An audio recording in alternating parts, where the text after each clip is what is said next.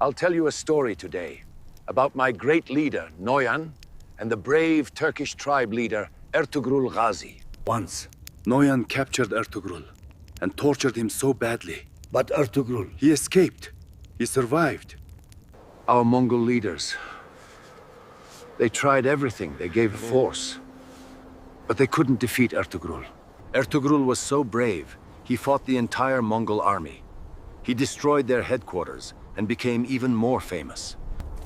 Among all three of Ertugrul's sons, Osman Ghazi was the bravest, the most courageous. Osman Ghazi was so brave, he declared war on the Mongol army and the Byzantine Empire at the same time. We Mongols, we called him Gökberu, the Sky Wolf. I wish Osman Ghazi was on our side. If we were allies, we would have been unstoppable. We would have been the strongest.